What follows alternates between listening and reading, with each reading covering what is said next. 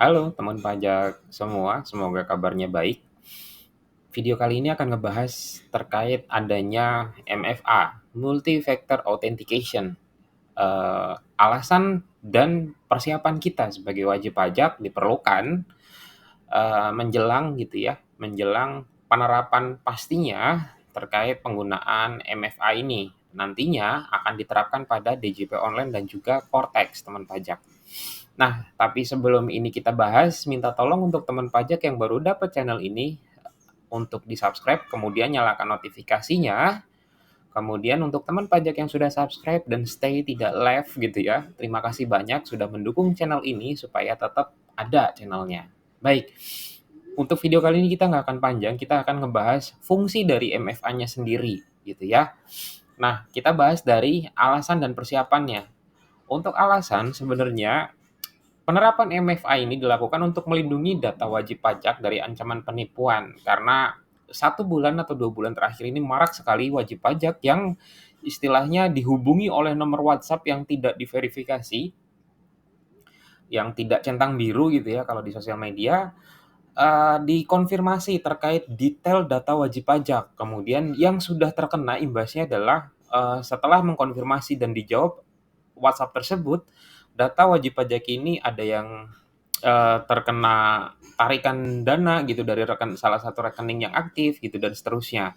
Jadi berbahaya sekali bagi wajib pajak yang tidak begitu aware terkait case ini.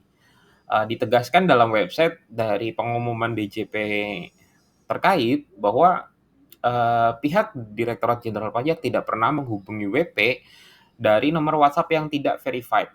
Itu perlu digarisbawahi gitu ya. Jika ada WhatsApp yang mengaku dari kantor pajak KPP mana, tapi nomor WhatsApp-nya tidak verified, itu sebaiknya dicuekin aja ya, nggak usah direspon.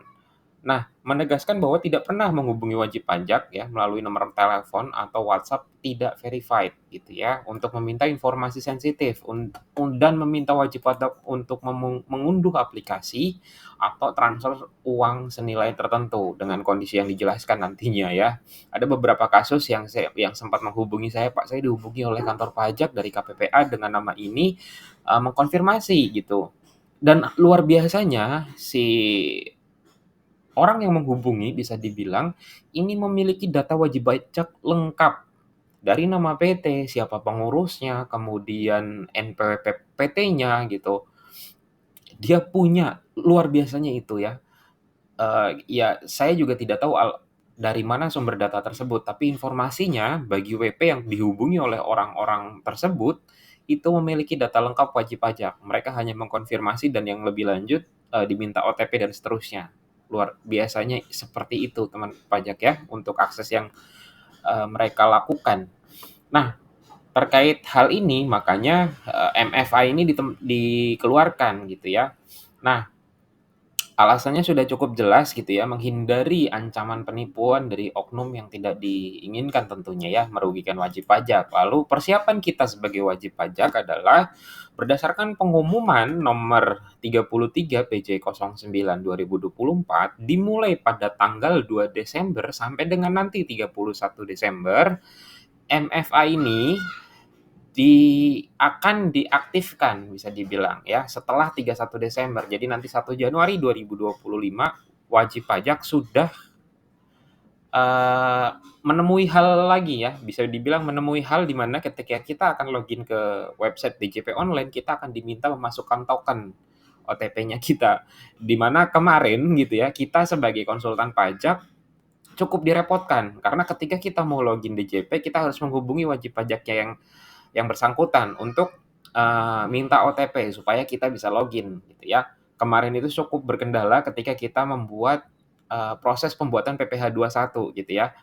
Jadi ada konfirmasi, kita harus konfirmasi ke wajib pajaknya, kita minta izin terlebih dahulu dan seterusnya. Di mana sebelumnya step ini dihilangkan. Dan setelah berjalan 2 sampai 3 hari berlalu, MFA ini diterapkan, kemudian dihilangkan kembali gitu ya aksesnya. Jadi kita bisa login langsung dengan memasukkan NPWP, password-nya, kemudian sama yang CAPTCHA gitu ya. Nah, yang diharapkan setelah diterbitkannya pengumuman ini, wajib pajak secara mandiri melakukan update terkait profil wajib pajak di dalam DJP Online dan nantinya di Cortex. Apa yang harus diupdate? Yang harus diupdate oleh wajib pajak adalah nomor handphone dan alamat emailnya pada profil wajib pajak. Dipastikan bahwa kedua hal ini dapat diakses dan aktif, karena OTP akan dikirim ke dua hal tersebut, antara email ataupun ke SMS. Nah, kemudian disarankan juga bagi wajib pajak secara berkala mengganti password-nya, karena jika misalnya PC, laptop, ataupun device yang digunakan oleh wajib pajak ini sudah terkena phishing gitu ya, oleh hacker ya, dikhawatirkan aksesnya kita ke website-website yang sifatnya sensitif itu bisa diakses oleh pihak ketiga gitu, di mana tentu saja bukan dari wajib pajak dan PIC dari wajib pajaknya. Karena nantinya di Cortex itu ada istilahnya apa ya, kita sebutnya sederhananya wallet gitu ya. Saldo yang berada di dalam walletnya Cortex. Yang dikhawatirkan jika misalnya passwordnya wajib pajak ini tidak dirubah secara berkala gitu ya, atau setiap 1 bulan sekali per masa pajak dirubah gitu ya, dikhawatirkan saldo yang berada di wallet dari Cortex ini bisa dialihkan oleh pihak yang tidak diinginkan tentunya ya.